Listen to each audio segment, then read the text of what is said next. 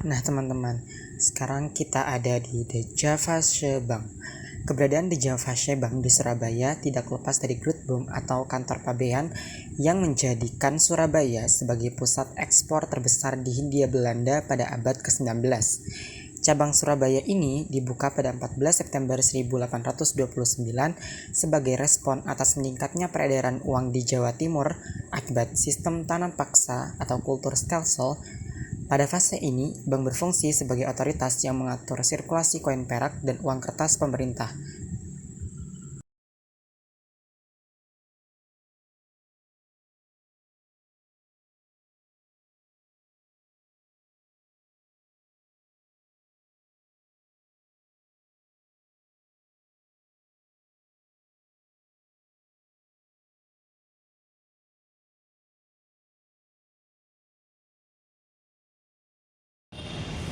The Javasche Bank merupakan sebuah bank yang didirikan oleh pemerintah kolonial Belanda. Dalam sejarahnya, The Javasche Bank Agentschap Surabaya mengalami beberapa masa. Pada masa Hindia Belanda, The Javasche Bank atau Bank Sirkulasi Hindia Belanda sebagai turunan dari peraturan di Hindia Belanda, yaitu peraturan Oktrooi yang dimulai pada tahun 1828 dan berlanjut hingga 1922. Pendirian Javasche Bank cabang Surabaya ini dilakukan pada 14 September 1829. Setelah itu, The Javasche Bank Wet atau peraturan tentang The Javasche Bank dikeluarkan oleh pemerintah pada tahun 1922. Pada masa pendudukan Jepang pada tahun 1942, The Javasche Bank berubah nama menjadi Banko Kaihatsu. Lalu, ketika Revolusi Kemerdekaan pada tahun 1945 dan 1946, berdasarkan penjelasan UUD 1945 pasal 23, kedudukan Bank Indonesia adalah mengeluarkan dan mengatur peredaran uang kertas yang ditetapkan oleh undang-undang. Dalam pelaksanaannya, pemerintah Indonesia menjadikan Bank Nasional Indonesia atau BNI sebagai bank sirkulasi yang dibentuk oleh pemerintah Republik Indonesia.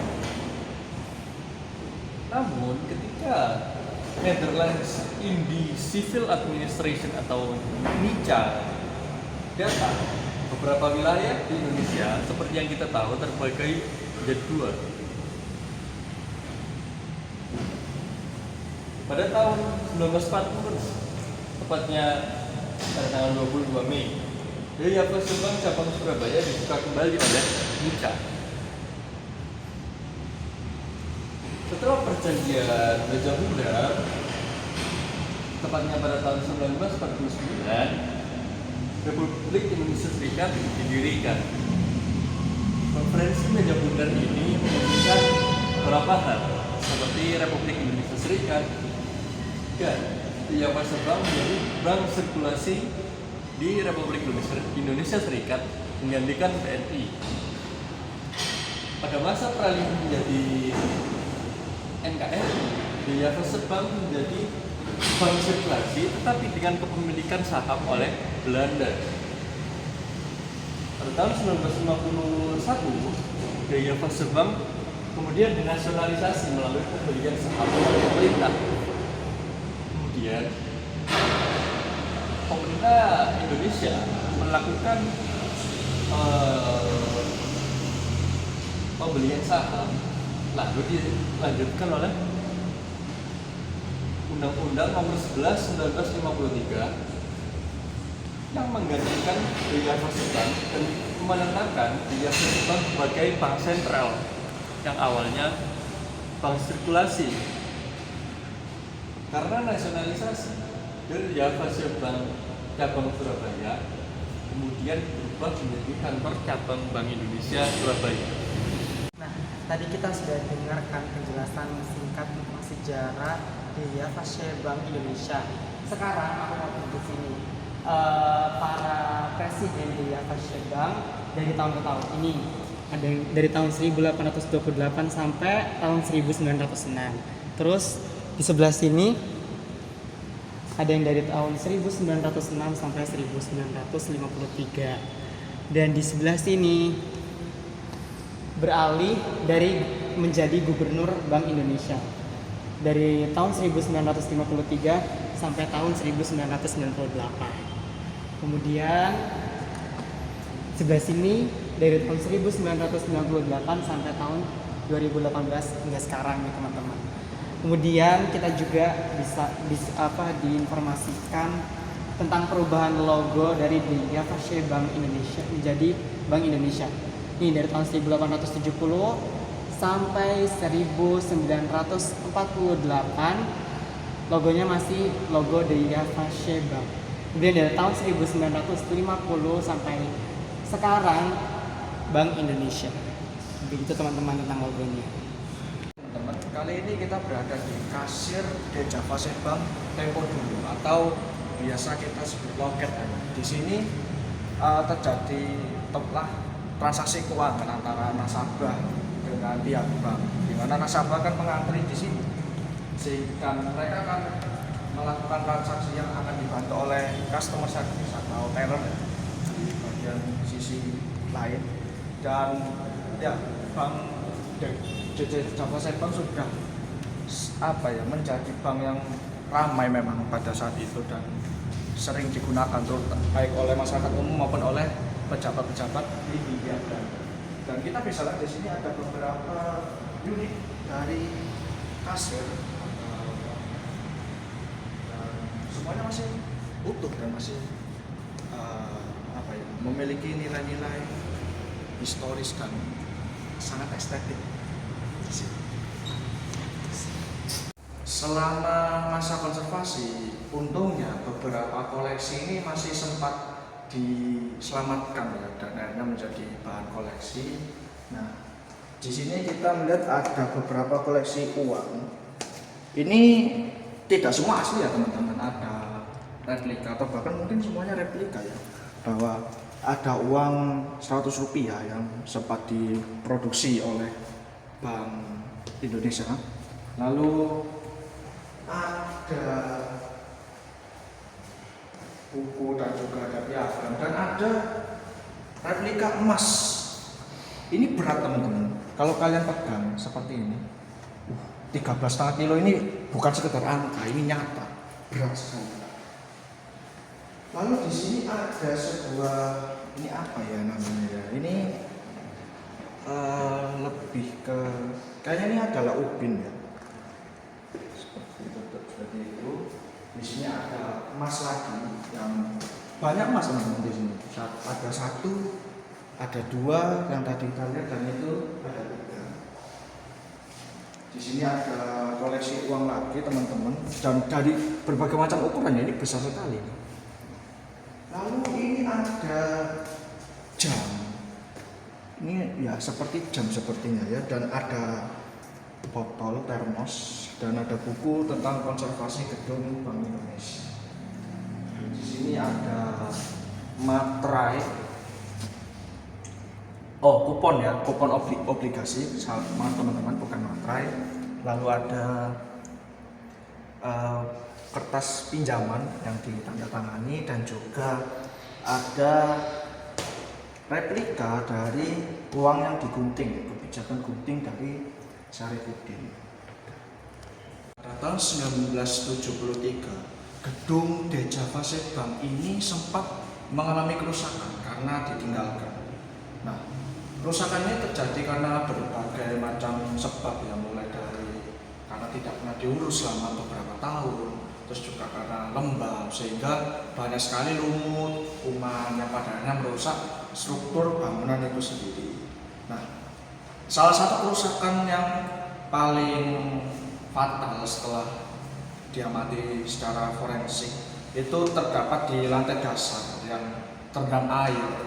Ya memang saat itu atapnya bocor sehingga air hujan menerima masuk dan menggenang lantai dasar dan juga membuat tulangan dari bangunan, tulangan besi dari bangunan itu mengalami korosi dan juga membuat plesteran beton menjadi retak yang tentu saja membahayakan suatu bangunan ini sendiri.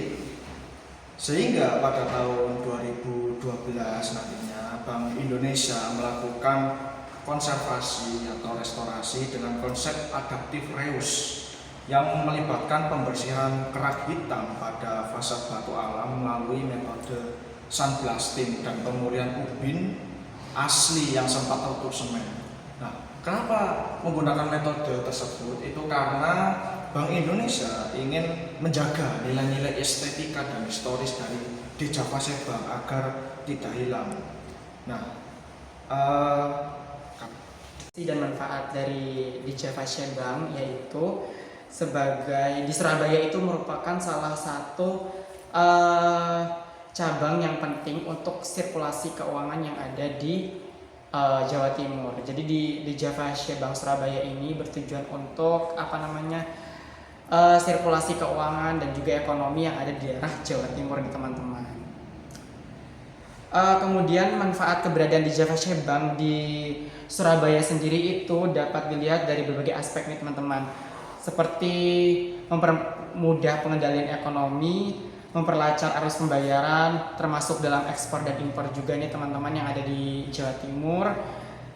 Dan itu merupakan manfaat dan juga fungsi dari di Java Sebang yang ada di Jawa Timur nih teman-teman. Nah, kita juga bisa lihat nih salah satu contoh penyebaran uang yang ada di Jawa Timur di Java Sebang di Surabaya ini. Lihat teman-teman. Nah, ini juga yang menjadi alat pembayaran yang ada di zaman Belanda pada saat itu, pada saat masih berupa di Java Sebang.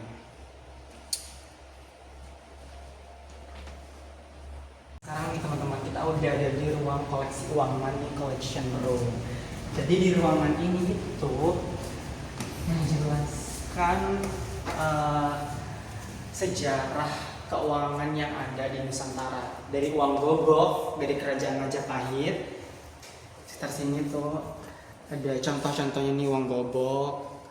Terus dari ke zaman VOC,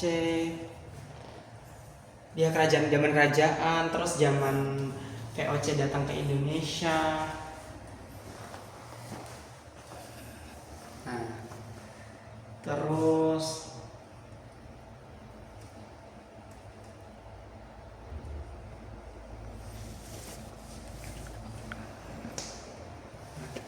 apa? narasi ini. Oke. Kemudian ada ini loh, dari perdagangan di Nusantara hingga kedatangan bangsa Barat uangnya. Ada dirham Samudra Pasai, ada dirham Aceh. Ini masa kerajaan Islam dulu. Perak Mas, Sriwijaya. Ada di Naragoa, Sulawesi Selatan, Maluka, Kalimantan itu.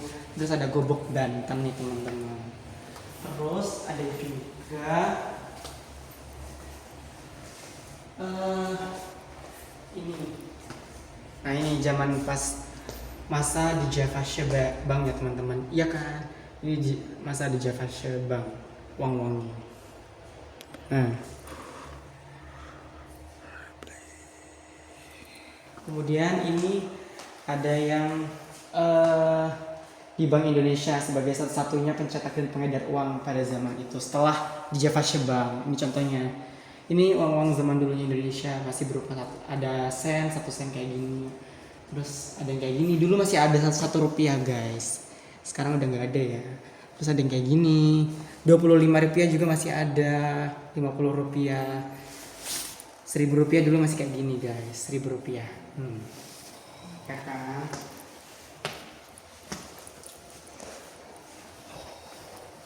Nah, kemudian ini juga mata uang ori sebagai alat perjuangan di Indonesia yang mulai ada dicantumkan gambar pahlawan nih teman-teman. Ini di sini.